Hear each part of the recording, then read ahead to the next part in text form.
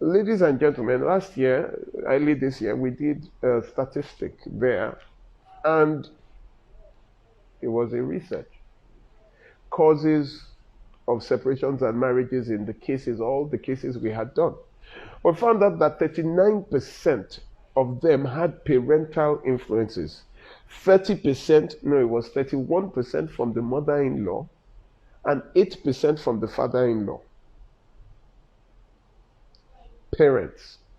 Where parents begin to supervise the affliction of their children. When, what I don't understand is that the function of a father, firstly, is to protect. But they see their daughters in abuse and they don't want to hear. They tell them, you cannot come back to this house.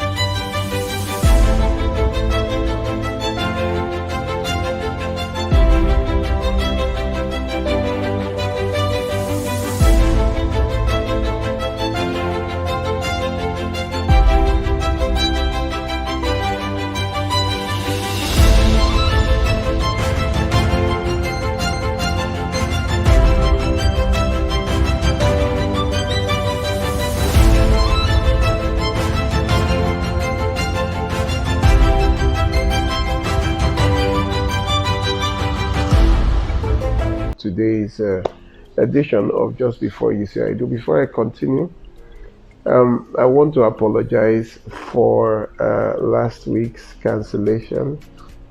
Yes, we did not hold last week because last week Thursday was my wife's birthday, and God saved me that day because in my usual fashion, I forgot.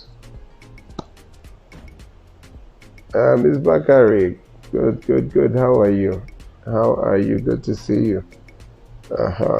Michael, reality, is that BOA or BOA? Welcome.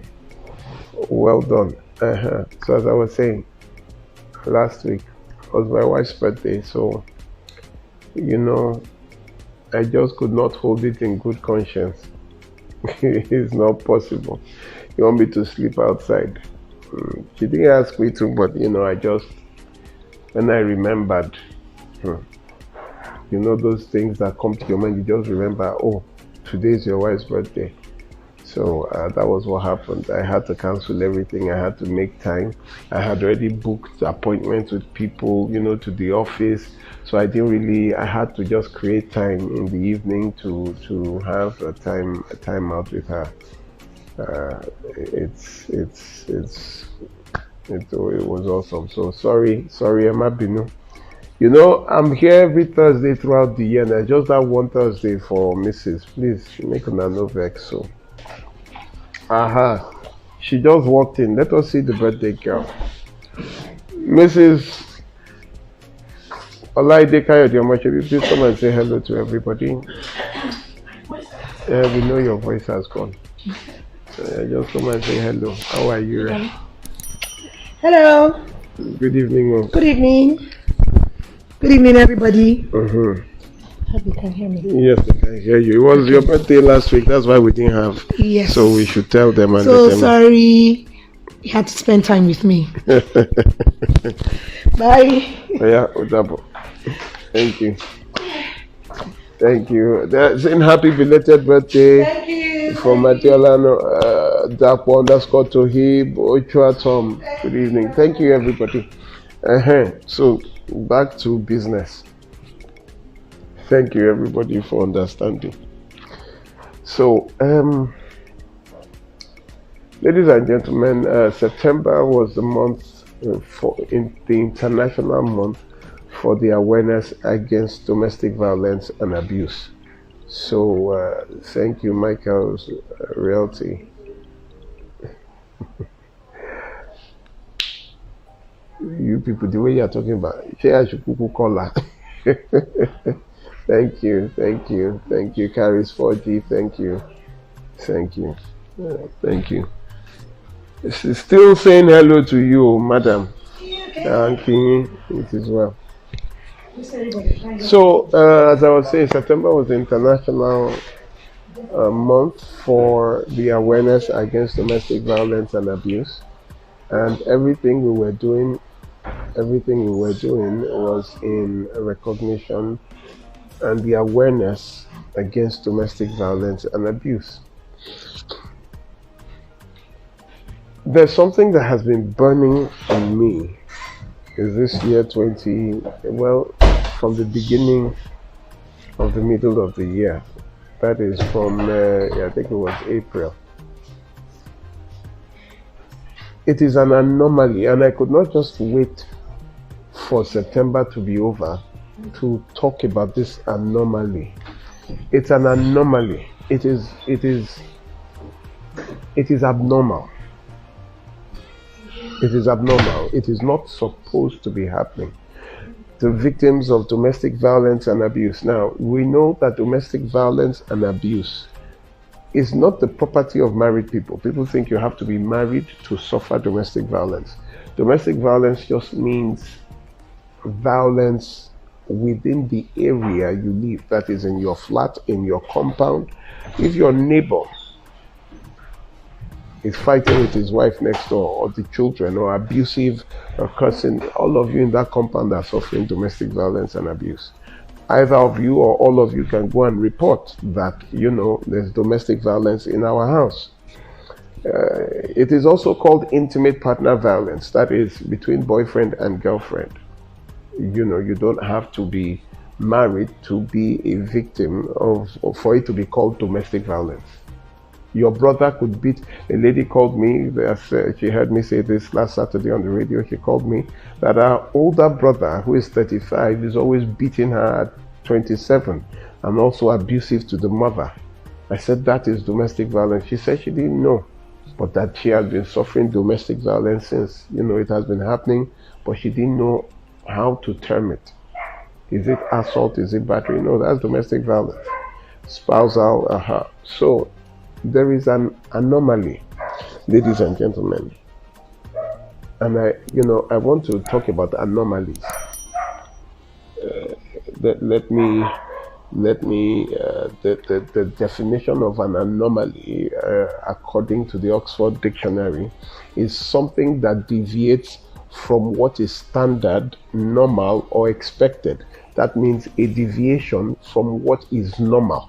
That means it is abnormal. It is an anomaly. It is something that does not fit with the rest of the pattern. It's supposed to be straight. It is going out. And the first anomaly I want to talk about is parents and the family. The first anomaly. Like that. The first anomaly, that is the first deviation from the natural pattern, deviation from what is standard and expected. The first deviation that does not fit with the pattern and the definition is parents/family.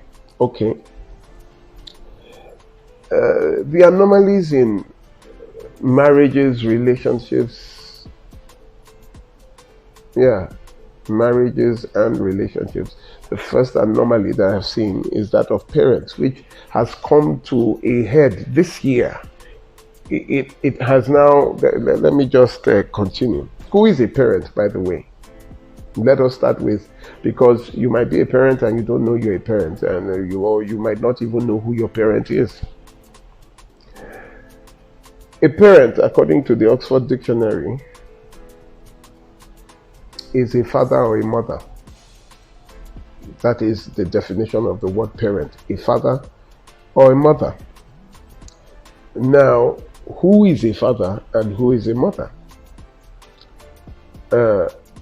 Merriam-Webster defines a parent as one who begats or brings forth, that is a mother here. Let us, how to become, it's burning. Let me just take it easy.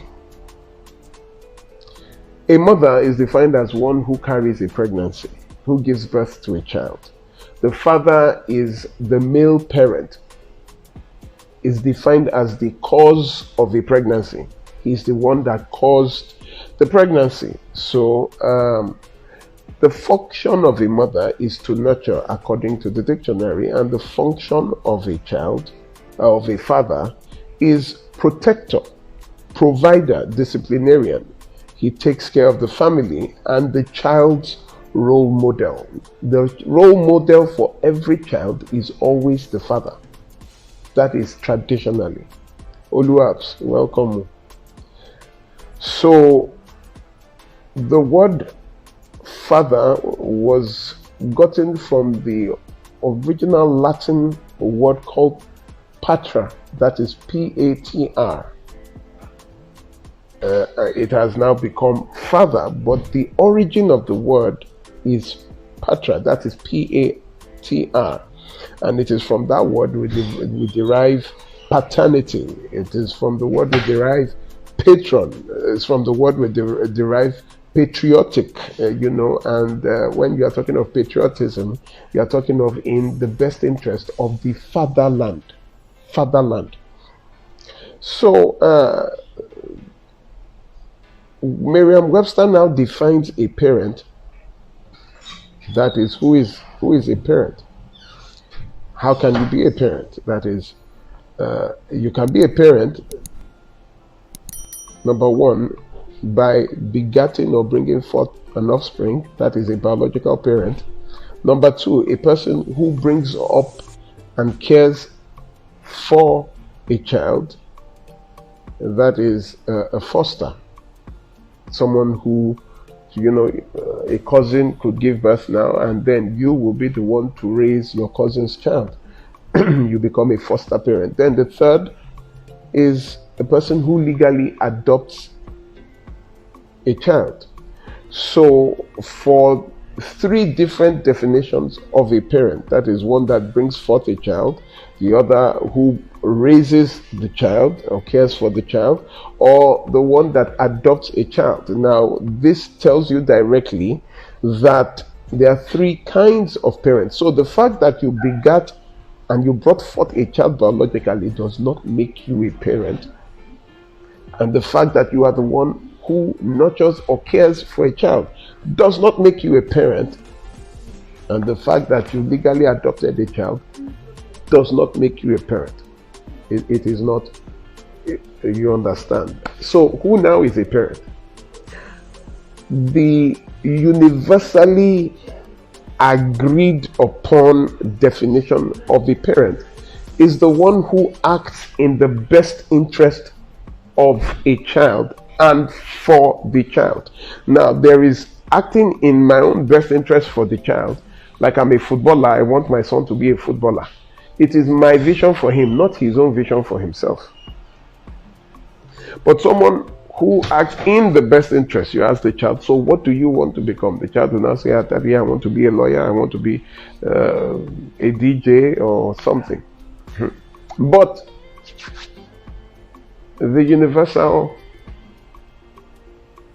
and most widely accepted definition of a parent now, in terms of instruction, is a person who acts in the best interest of the child. Now, an anomaly. Ladies and gentlemen, this year, I have seen more parents insist that their children remain in abusive marriages. You understand?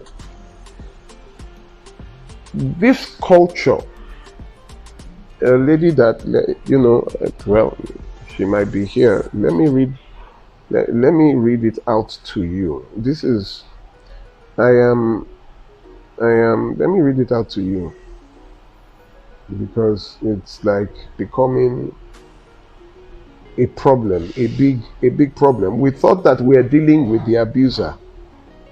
You understand? We thought that we are dealing with the person who is abusing, that is the wife or the husband. But now we see that the abuser having more of parental support. which is amazing. Look at this. We've been trying to. I wish I could post this. I wish I could post this here.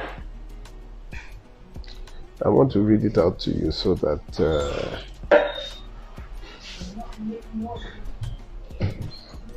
I want to read it out. The problem is that my mother said if I leave the marriage, she will die. And my brothers are saying if their mother dies, that I will face the repercussions. So I cannot leave because my mother says she will die, and my brothers said if anything happens to their mother, they will hunt me down.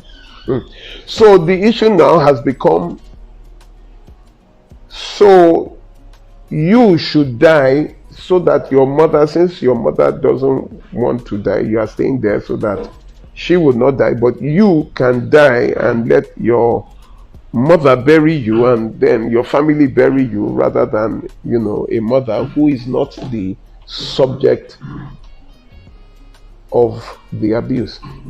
This is the problem. We are having so much parental influence in people remaining in abusive marriages. Can you imagine that we're in a case where I think I said it here one time, the man beat up the wife. It wasn't enough. When she was unconscious, he went into the kitchen and got the turning stick, omorogun, opened her legs and shoved it in. So the lady was already unconscious. By the time they got her to the hospital, they had to pass a tube to, she couldn't wee again because the man shoved it in. When we had the man arrested. Do you know who came? It was the parents of the wife that came to beg for the husband. Do you understand? It was the parent of the wife that came to beg us that we should release the boy, and they will work it out. And when I did not answer, they brought the girl. The girl now changed the story, not knowing that the doctor took all the pictures, all the pictures while she was in the hospital. She said no, she felt that there was no time that she had that it was people that were just talking. But the doctor had taken the picture when they had to put a tube into her to help her, I've forgotten the name, so that she could pass out, because the man had dipped a dry turning spoon into her private part in a fit of anger. But who came? The parents. With another case where it was the parents, she said she didn't like the guy. The mother said, you don't have to like him. You will grow to love him. We go to the same church. He's a good person. He's a worker in the church. And they got married. Do you know that she was telling me that on their married day, he had a girlfriend, that in their honeymoon, the girlfriend slept on the same bed with both of them. And he was telling her that she's his cousin. She wanted to leave, but no, this one was not even her mother. It was her aunt that stood that she must stay. She endured for 13 years. Now she can't take it anymore. How would you put a woman, she's the one that pays the rent, she's the one that, pays the children's school fees, she's the one that does everything. They kept telling her, when you get pregnant, when you give birth to another child, he will calm down. Are you kidding? How is it possible that children will change somebody's character? Someone who has not taken care of the first child, who has not taken care of the second child, they are saying that give him another child. Ladies and gentlemen, early this year, we did a statistic there, and it was a research. Causes of separations and marriages in all the cases we had done. We found out that 39% of them had parental influences. 31% from the mother-in-law and 8% from the father-in-law. parents, where parents begin to supervise the affliction of their children. When, what I don't understand is that the function of a father, firstly, is to protect. But they see their daughters in abuse and they don't want to hear. They tell them, you cannot come back to this house. This lady gave me the mother's number that I should please help her beg the mother that she has to leave. And I'm just, Lady Yudi, good evening. And I'm just stunned. I said, does she know what you are going through? She said, yes. Sent pictures. But she said no, she should try to slug it out. She said, please, can you talk to my mother for me? I felt like doing more than talking. I felt like taking the address of the mother and going to give her a sound bite. You understand? So that when she hears somebody talk to her about it, so she would rather bury her daughter than what? Than her daughter leave a dangerous situation. So now I ask, who are our parents? Is it the one that supervises your affliction, that sends you back to your tormentor? Or is it the one that acts in the best interest of the child? You see, a lot of us think that our parents is by biology. She gave birth to me. But you need to understand that the fact that somebody gave birth to you does not necessarily mean that they will act in your best interest. We've seen in the old times parents selling their children into slavery. We've had people, someone that was arrested late last year, who would pimp out her own daughter to men for money. A minor, a 13-year-old child. So who are those that are really, who are your parents? It is not by biology, it is not because they raised you. It is those that act in your best interest. I've had to play the role of father to about two different people in marriages now, because their own parents refuse that they want them to marry who they want. So their choice for a spouse will not be their choice, but the choice of their father.